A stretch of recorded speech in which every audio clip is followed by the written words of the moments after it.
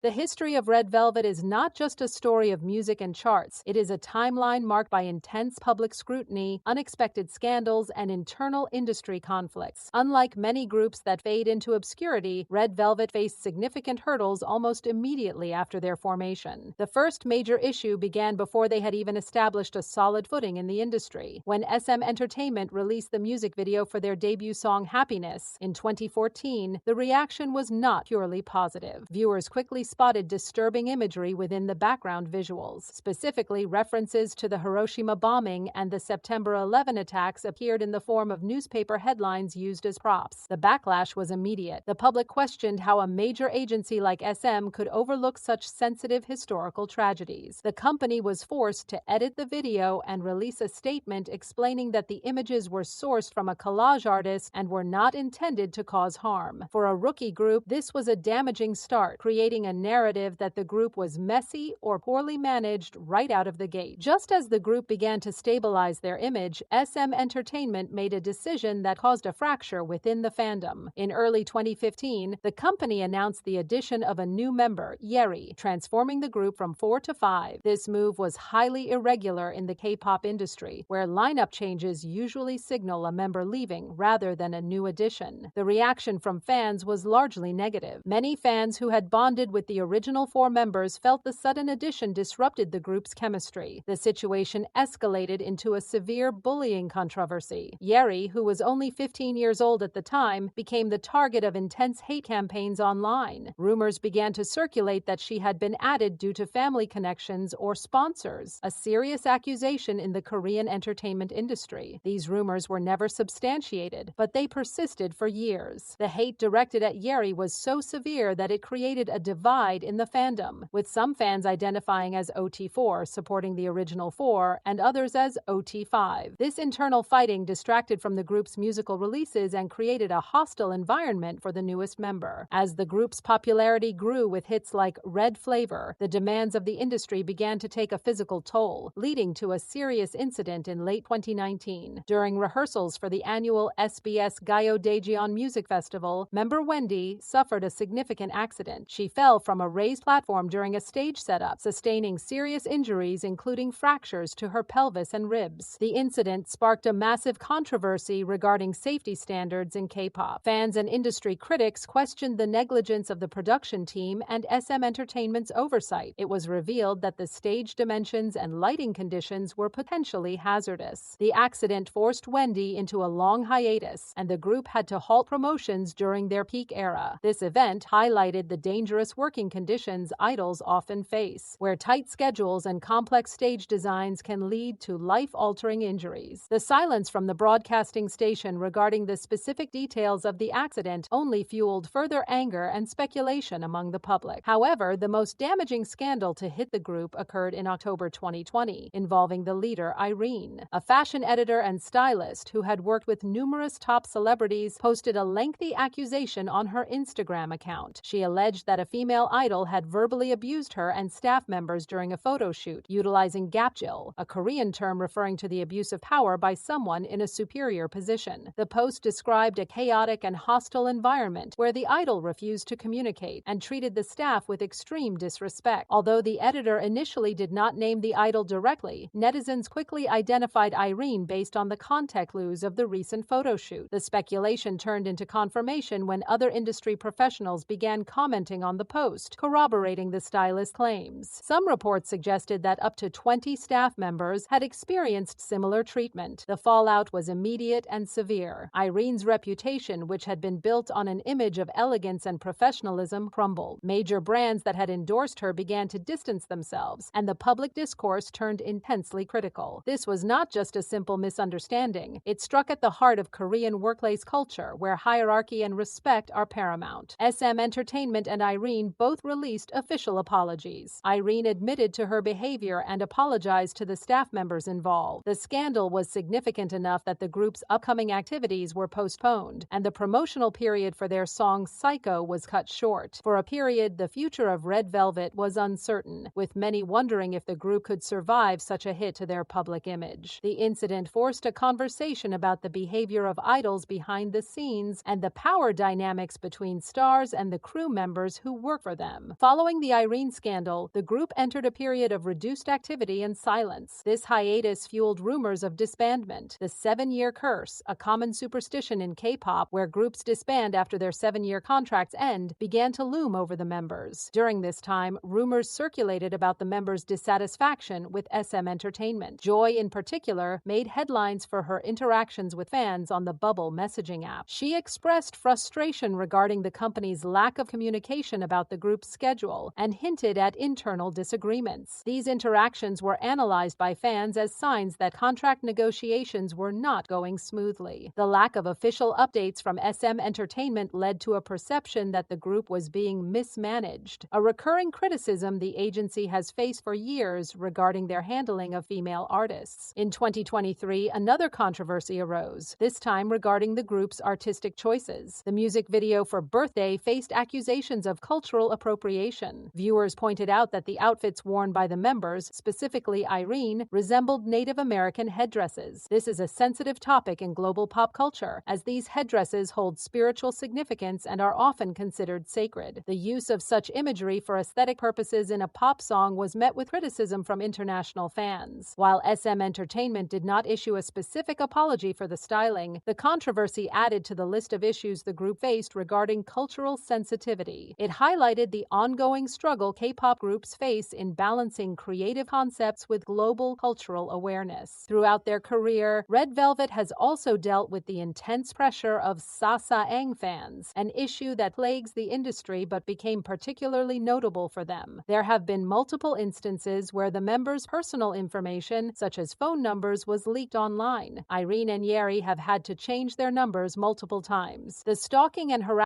became severe enough that the members would occasionally express their frustration during live streams, pleading for privacy. In one instance, Yeri posted a message on social media criticizing those who trespassed into their private spaces. This aspect of their career, while less of a scandal and more of a victimization, contributed to the narrative of the harsh reality they lived in. It showed that despite their success, they were living under constant surveillance and intrusion. As the group approached their 10th anniversary, the narrative shifted back to their business relationship with SM Entertainment. The highly publicized legal battle between SM Entertainment and its former executives, which involved Hybe Corporation attempting to acquire the agency, left Red Velvet in a state of limbo. During this corporate power struggle, rumors spread that the members had not yet signed their contract renewals. The uncertainty led to speculation that some members might leave the agency for other opportunities. While the members eventually renewed their contracts, the process was messy and played out in the media, which is unusual for a group of their stature. This public display of corporate instability suggested that the relationship between the artist and the label was not as seamless as fans had been led to believe.